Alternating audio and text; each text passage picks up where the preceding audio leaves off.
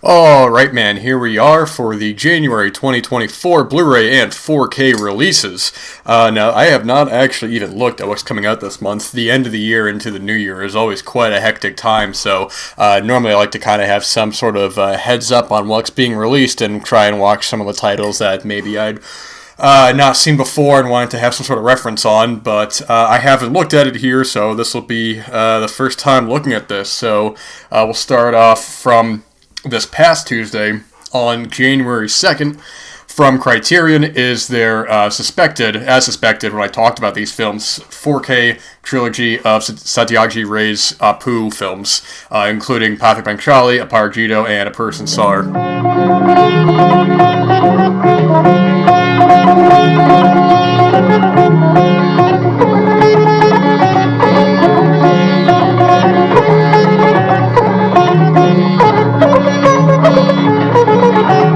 I've talked about all three of these films quite in depth, as given the time frame last year when I was able to see these films theatrically.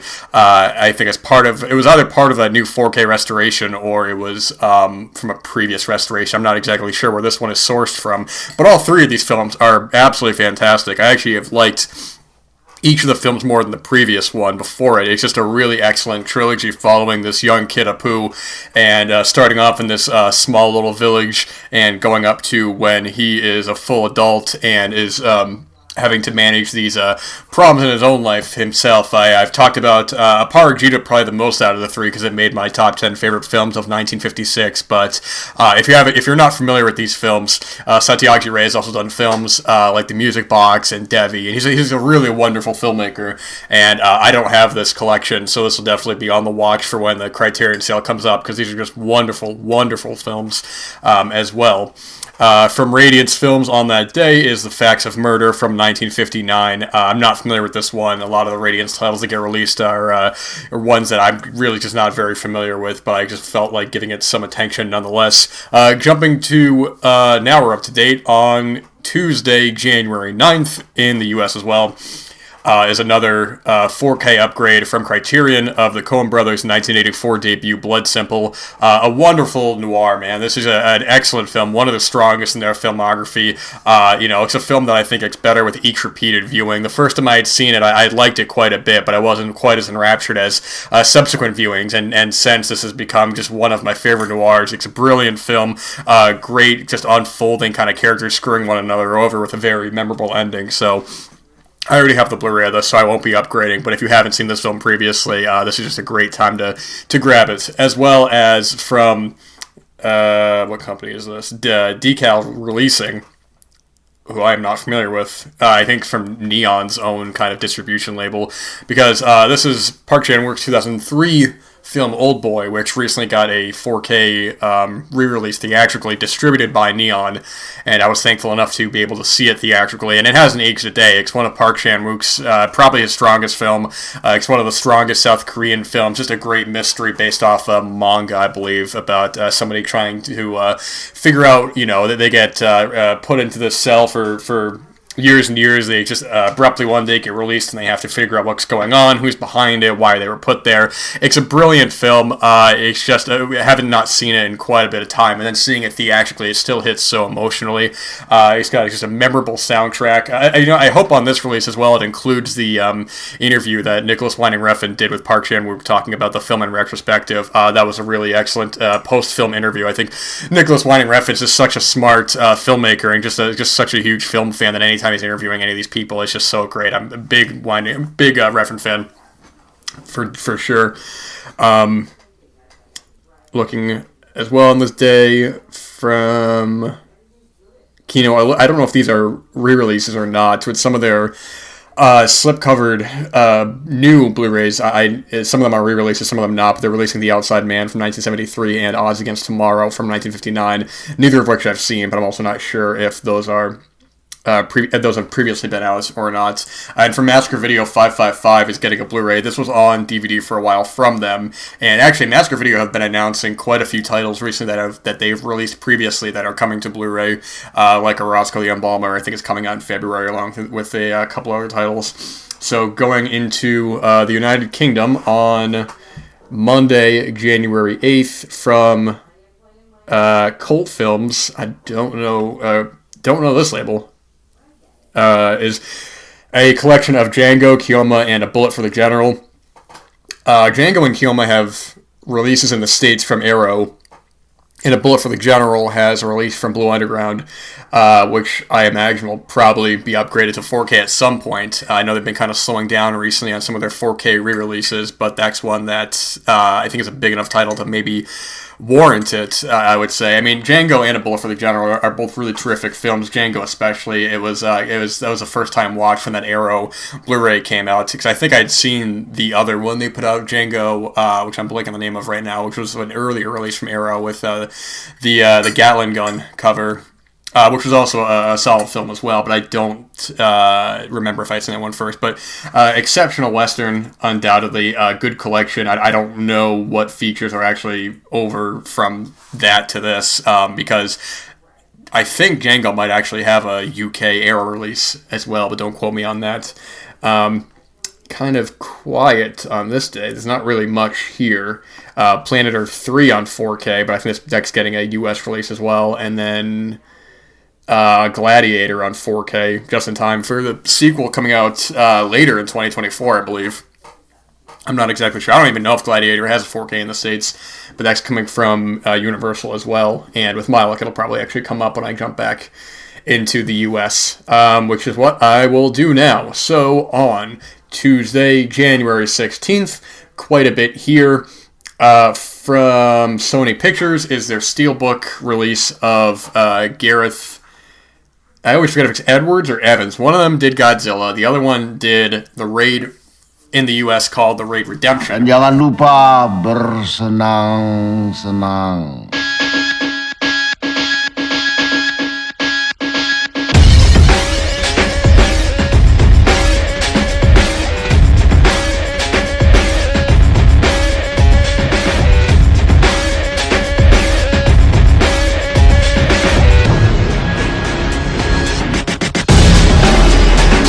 Iko Uwais, who has been in quite a number of films as well. He was in that film, what the hell is it called? The Night Comes for Us, I believe is what it was called. I get that mixed up with the vampire film or the zombie film, the French one. That one's called The Night Eats the Day or Night Eats the World or something like that. But The Raid Redemption, I mean, I still hold true. That's probably the strongest action film of the 21st century so far. It's a film that I've seen both the regular. When I say scene, I mean The Raid Redemption is the U.S. title, but it has a different soundtrack. I believe from one of the members of the band in Linkin Park. I'm not totally sure on that. I think it's one of the guys from that band. But I find that score actually much superior than the score for the original. But it's a wonderful, wonderful film about this group of cops that are going to stop this drug lord in this building, and they have to get to the top floor where he is. But the drug lord is basically sending out everybody in the building to go after them, or all of his goons, because it's a dangerous area, it's a dangerous building. And early on, when it comes to the fact that guns aren't really they're not in the movie for that long, so it's a lot of the characters having to do some really just violent martial arts, man. I mean, the big thing about this film is that the violence and the choreography are top-notch. There's just some brutal sequences of people just getting point-blank gun to the face or getting glass smashed on them, and just really gnarly sequences. And the choreography as well, and the directing as well. I don't know how much previous work Gareth Evans, I don't want to look it up while I'm talking about it, but I don't know how much previous, what his background is in terms of directing fight choreography, and it's also Gareth Evans. That is the correct one. Okay, Gareth Evans, who was also actually a very good filmmaker as well. He did The Strongest segment of VHS 2. He also did like The Raid 2, and he did Apostle, which is a very good film. But yeah, just the fight choreography, the action sequences, just the pure adrenaline that the film is constantly moving and constantly going. It always feels like a real sense of danger going on, even when it does stop a handful of times to get with some of the characters. Like it's like a great sequence when he's in an apartment with a man and his sick wife. He has to hide in the walls. It's a very tense moment right there. It's just an exceptional film. This has become something of a cult film. And the thing with this film, as opposed to The Raid 2, and The Raid 2 is a film I like a lot as well. I mean, the fight choreography again is really top top notch. They introduce new characters in that. There's a great brother sister pair. One of them has a baseball bat, and the other is using hammers, and it's all great. But I do think that the Raid 2 gets a little too bogged down in plot, whereas this film, it's a very straightforward plot. It's essentially it's almost like a video game. They have to get to the top and make it out alive to get this guy. Whereas the Raid 2 is a little more about this underground kind of intrigue going on. This I don't even know how to exactly say it, but basically the main guy gets hired for this job, and it is a good film as well. But I also Gareth Evans, was talking about why he wanted to do something else and not do the Raid 3, and it is a bit of a shame that the Raid 2 just kind of end with an introduction into maybe another film, but it's also cool because then he does Apostle, which is a very good, very different kind of film, but does have some gnarly sequences of violence. But exceptional stuff. Just a total, one of the best films of the 21st century, one of my favorite films, one of my favorite action films. If you haven't seen this previously, then you're in for such a treat, man. And if you're able to see this theatrically in one of those revival houses with an audience, especially with somebody who hasn't seen it before, I mean, you're in for a treat. I was lucky enough to see this theatrically when it originally released back in 2011, and I just still, all these years later, over a decade later, I'm still just, it hasn't left my brain in a way that I still think of films like Hard Boiled. There's these really, really exceptional action films that outside of America are their own breed. It's just something else entirely. But as well, from John Sayles on this day, is finally coming to 4K, actually finally getting a proper release, is his 1996 film Lone Star. And I talked about a lot on the show when I was going through John Sayles' directed filmography and just some of the gems that were coming up there. And I know this is one that's still talked about, but it's great to finally see this one getting a release, a really exceptional kind of contemporary Western in a way, if you will. Now with a show like Yellowstone having this kind of contemporary dramatic Western sort of back in fashion, and other films I've talked about recently like The Rider and, like Montana Story. Those are more different kinds of contemporary Westerns, but something like this it just fits right in, man. It's so good and one of his best. And I think the Coffin Joe collection may have got delayed from last month. I actually don't remember if I even talked about it last month, or maybe that was in the UK that was coming out. I'm really not sure. Also, if you hear the spoon, don't mind it. That's just I'm stirring the tea. I'm trying to make too much noise. But from Kino Lorber, I think this has to be a re-release as well. Actually, now I say it, I know it is. A solid submarine film from 1958 with Clark Gable and Burt Lancaster is Run Silent, Run Deep. It's funny, I was listening to Brian Sauer talk about it a while ago on his show. It was one of his shows. He has a couple. I don't remember which one it was for. It may have been Pure Cinema, the way that he does with the older Kane, but he was talking about the older he gets, he really enjoys a lot of these submarine films, and I'm kind of in the same way. This was one that was really kind of a surprise to me. When submarine films, I guess I've never really been one that I'm attracted to all that much, but the back and forth between Clark Gable and Burt Lancaster kind of trapped in this situation, it makes for a really exceptional film. This was actually on the short list for my favorite films of 1958, but a really solid film nonetheless. And then from Shell Factory, one of my favorite films of the 21st century. This is great, man. I talked about this again previously because it's got a overseas Blu Ray from, I forgot who put it out, but it's the directorial debut of Andrew Dominic, his film Chopper. It sold 250,000 copies, and I can't even spell. I'm semi-bloody illiterate. You've probably read all the newspaper stories about me, and you've heard the word on the street about me. I'm a bloody disappointment to you, aren't I? I'll give you 20 seconds to produce some cash, or I'll shoot you. There's no cash here. Here, there's no cash, all right? Cash, no. Robbo? No cash.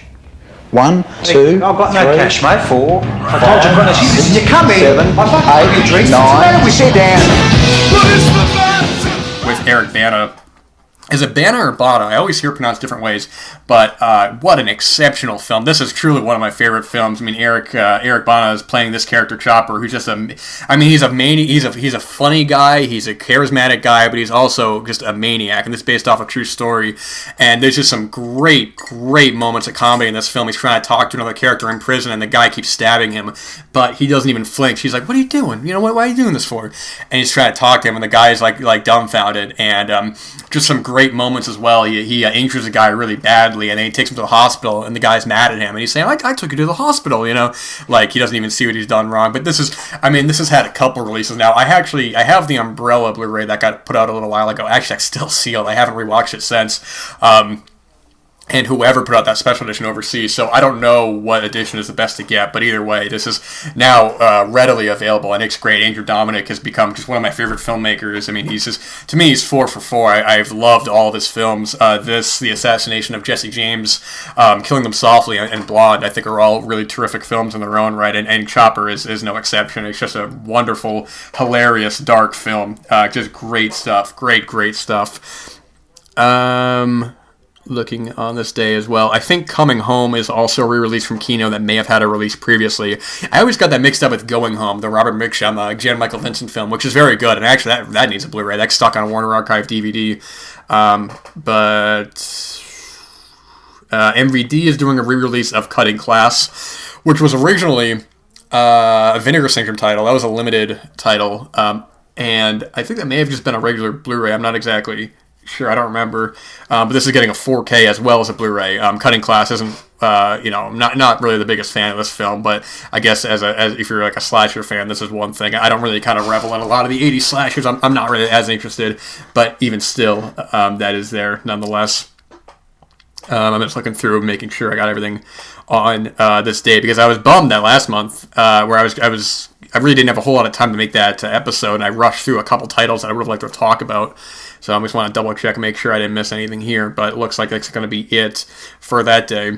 So on Monday, January 15th, in the UK, Second Sight has their 4K special edition of Mean Streets. I don't know if this is sourced from wherever, for the same restoration that Criterion had, because I know that sometimes Criterion have their own restorations. I remember when The Trial came out, I think I may have even talked about it, that I have the Studio Canal 4K that apparently is better looking than the Criterion 4K. I mean, I thought the Studio Canal 4K looked fine as it is. It didn't really pop out to me as like an amazing transfer or amazing restoration. But if it's like better than the Criterion, then that's something. I mean, I really don't know. Like, that's truly just one thing that I heard. I really have no sort of validation, or I have no sort of evidence one way or another. As well as Indicator have some new titles that they're releasing: An American Tragedy from 1931, Honor Among Lovers from 1931, Desire from 1936, Love Me Tonight from 1932, and that might be it for that. And yeah, it looks like that Coffin Joe release did get delayed because it's popping up here as well in the UK, so we'll move on from there. We'll go back to the United States. It's so great using this app, because the Blu-ray website on my desktop, it never cooperates, man. It's always something else. But okay, so on Tuesday, January 23rd, got quite an array of titles here. First up is now it's funny that this actually came up, because I'm going to talk about this in the next Cozy Corner of Cinema, but I'm currently watching the 3-episode Arnold Schwarzenegger miniseries on Netflix, which is wonderful so far, but I'll talk about that more next episode. But Kino Lorber are releasing one of his films from that era that I have actually not seen, and it's not any of one of his big action films. It's 1990s Kindergarten Cop. I've never seen this film, man. It's always been one that I've seen clips of in the past. It's sort of been like, if you've been on like YouTube long enough, it's sort of like people post clips from the film and certain lines of dialogue and stuff. I mean, family-friendly Arnold has had some interesting results. I think Jingle All the Way is really a fun kind of film, but this I've not seen. I think they actually made a straight-to-video sequel with Dolph Lundgren in the role. There's a couple of these 90s sort of action star family films, like A Cop and a Half as well, I think got a sequel with like Lou Diamond Phillips, I think. Yeah, I think so. I don't know. I should probably look it up. I'm not gonna.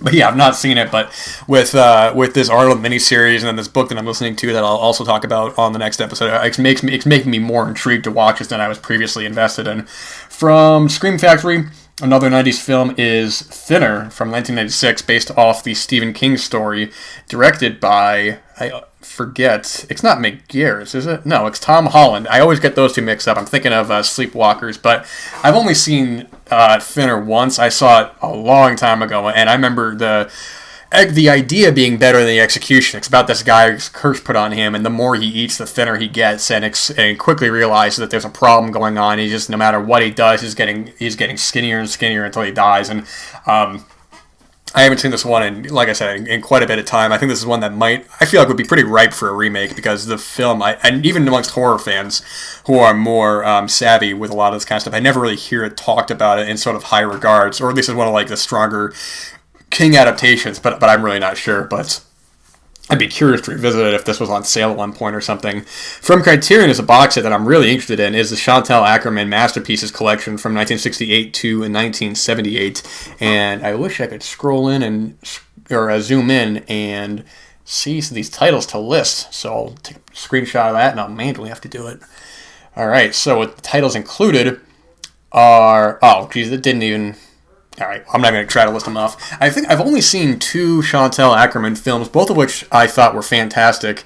One was, gosh, I'm going to blank on the name of it now. One of them I cannot remember the name of it at all, so I will have to look up. But the other one was, I think it was I, You, He, She. I, You, He, She, also J'ai Tu, Elle. And, oh yeah, I've also seen The Meetings of Anna. I, You, He, She is my favorite of her work. I mean, well, it's in the 2, so I guess I can't really say for sure, but I know recently there's been some reevaluation since Jean Dielman was recently, well, in the past year, voted as controversially put as the number 1 film on the Sight and Sound's top 250 list. I was listening to an interesting podcast that was kind of talking about the issue with putting that at number 1. I mean, it's still being a great film. I've not seen the film, so I can't really say for sure. But they had some interesting kind of reactions to that. But either way, great to get these films in a collection, which will be picked up undoubtedly during the next sale, unquestionably for sure. I guess that'll be it on that day. I think I may have seen this film. Now, I have no idea. This is a film called Karate Kids USA from 1979. And I think I may have actually seen this film. If you guys remember back in like 10 years ago when the dollar store would have like the dollar DVDs, I think I'd have to look this up. I was actually talking about this not too long ago with somebody. I was trying to show somebody a clip. And I may have had this film. I really don't. If it's the same one I'm thinking of, I'd have to look it up, but I'm not sure. I just saw that pop up now. I'm like, what the hell is this? Okay, on Monday, January 22nd, in the United Kingdom, Arrow have their 4K of Brian De Palma's, another Stephen King adaptation, Carrie from 1976, starring Sissy Spacek, young John Travolta.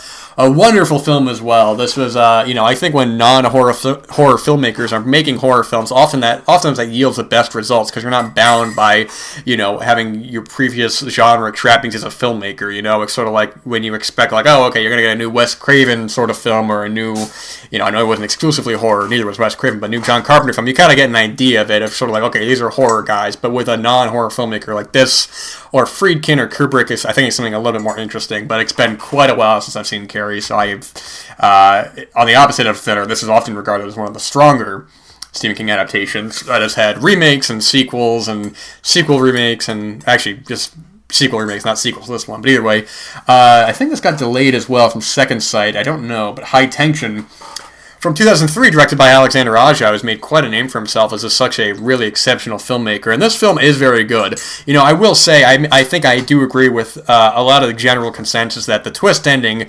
does hurt some of the film, because not only is it not a great twist, it also doesn't make any sense. I mean, it truly, there's a line in the film adaptation with Nicolas Cage when he's talking about his brother's talking about his screenplay, and I won't give it away, but every time I think of that line, I think of, oh, that's just High Tension, because that doesn't make any sense, It's just a dumb twist, man. But the film itself is very well done. It's very grisly. This kind of started the whole shortwave French extreme films, and I don't know how strong that wave is, because I always feel like I hear about the same films in this conversation of this and Inside and Frontiers and Martyrs.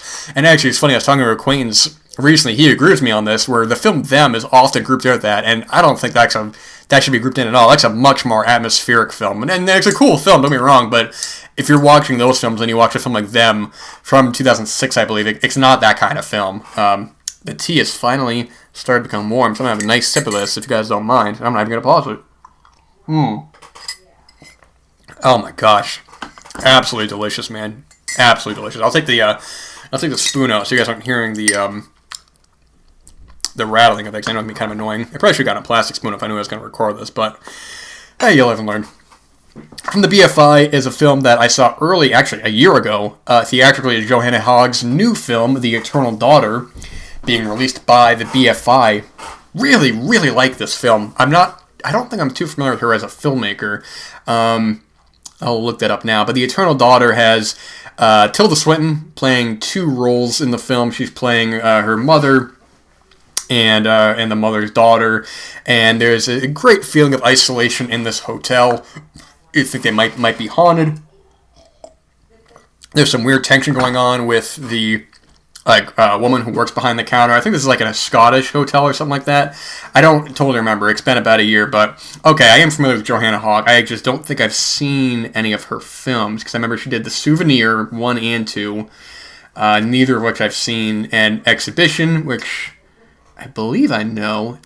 Maybe not. I'm not actually sure. But either way, I really like this film, man. I was actually really surprised. It has a really kind of quiet feeling to it. Tilda Swinton is just such a phenomenal actor. She was just in The Killer, and she's great in that film. And I mean, she's just one of the strongest actors of our time. Just brilliant actor. And it's a great film as well. At least I thought it was really solid. I read a couple middling things online from people's opinions that I respect, and they weren't as hot in the film as I was. So take it with caution. But I really like this kind of film. This might be a standard reissue as well. I may have talked about this. Oh yeah, I think I did talk about this, which is Ju-On the Grudge in 4K, which I haven't seen, but I think that's part of a collection from Arrow before. Or maybe this did get delayed, because this actually popped up here as well, a Ju-On the Grudge collection. Okay, maybe it did get delayed. I don't know. I've not seen any of these films, honestly. The J-horror stuff I'm not really as interested in.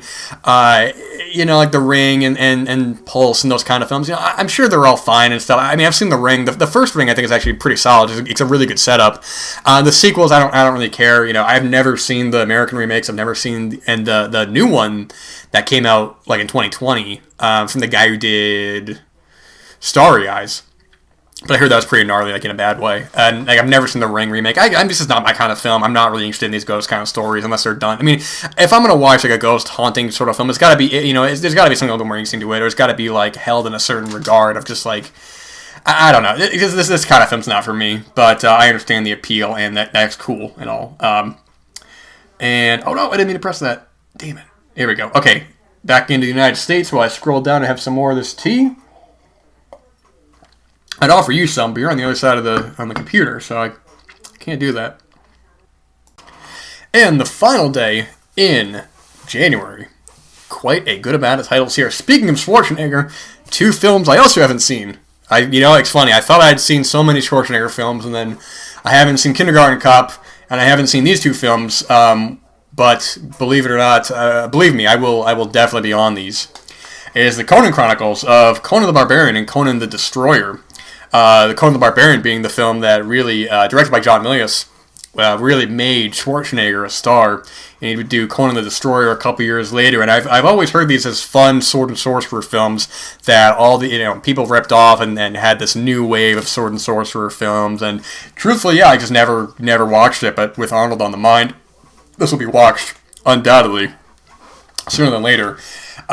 Fatal Games, which was if you listen to the top 5 Blu Rays and 4Ks of 2023. This made my acquaintance Tony's top 5 of the year. And I have this release. This was from Vinegar Syndrome as part of their year package. So I haven't seen it yet, but his glowing opinion of this film has definitely made me more curious, nonetheless, of a film that I probably wouldn't have seen otherwise. One of my favorite films from 1996, Danny Boyle's strongest film in my opinion, is Trainspotting from, like I said, 1996. It's getting a 4K from Criterion. She was sitting on that couch watching mind-numbing, spirit-crushing game shows, stuffing junk food into your mouth. The beggar's a psycho, man. He's a mate. So what can you do? What are you two talking about? Football! What are you talking about? Shopping.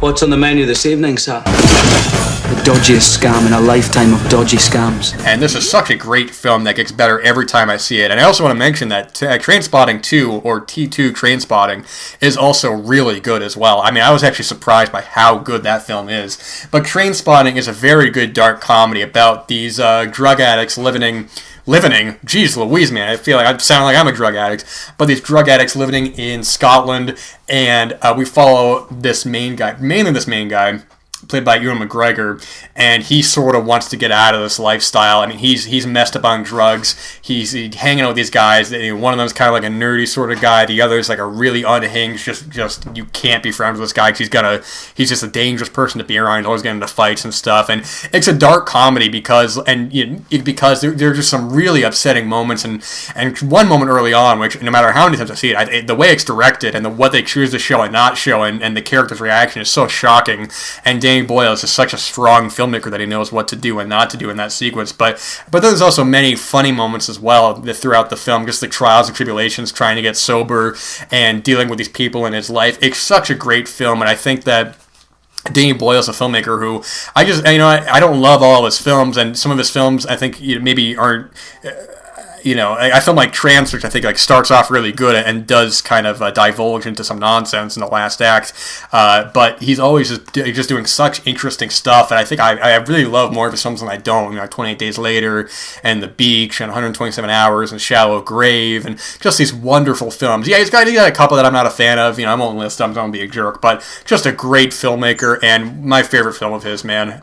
Beautiful film. It's just excellent stuff. And then the Severin have their releases coming to standard Amazon releases, because these were released previously, of The Psychic in 4K from Lucio Fulci, Nightmare in 4K, aka Nightmares and Damaged Brain, because actually there's a couple of films called Nightmare, Bad Biology in 4K from Frank Henenlotter, that might be it. I think there were a couple others that I can't find right now, but good stuff. Now, The Psychic is a solid film, really cool film with Jennifer O'Neill. That has a previous blur from Scorpion. Now, I think I am going to jump on that Nightmare 4K, because Nightmare, I think, is a really solid 80s psychological slasher film. A film like this and Don't Go in the House, I find a little bit more interesting than generic 80s slashers, which I also like those. I'm not putting those kind of films down at all. Those films are excellent as well, but I think films like this and Don't Go in the House have a little bit more going to them. Also, the carnage in those films is a little uglier, a little more mean-spirited, which I like. There's also some great shots in Times Square. The main character in Nightmare goes to like a peep show, and with something I'd only seen before in like Night of the Juggler, where it's like a circular booth that there's a window and there's glass you pay and you get to see a girl dance in the middle and stuff. And there's a great sequence in Night of the Juggler, which I'll let you see for yourself. But gosh, if somebody could get that on Blu Ray, that'd be amazing. But I have the standard Code Red Blu Ray of this as well. But I did want to get this. It was just too pricey, man. I can't justify 50. Severin are great and all that, but their prices are out of control. $55 for a single release before shipping is insanity. I don't get it. These films aren't that good to justify that price. I don't know what film is, let alone Nightmare or The Psychic.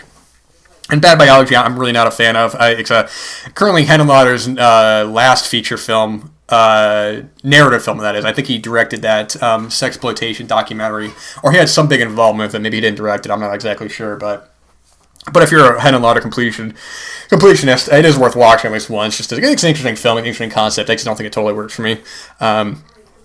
And then the Vinegar Syndrome titles are getting standard releases as well, like Redneck Zombies and recently announced Southern Comfort on 4K.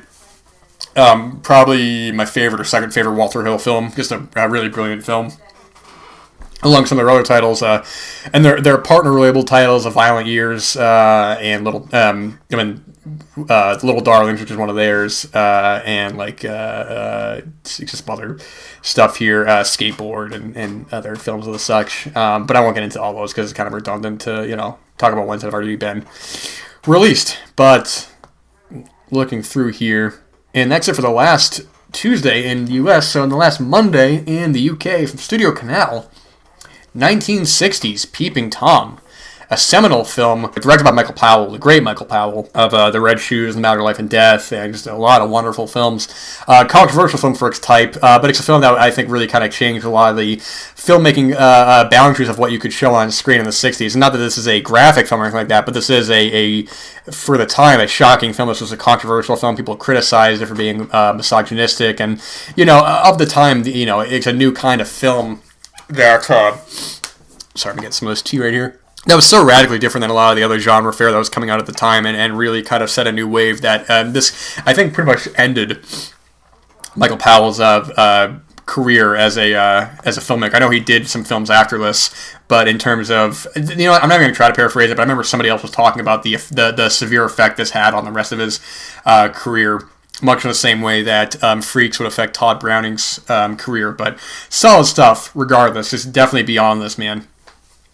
Some more of the martial arts titles that Eureka are putting out, like Samurai Wolf 1 and 2 and Kung Fu Cult Master.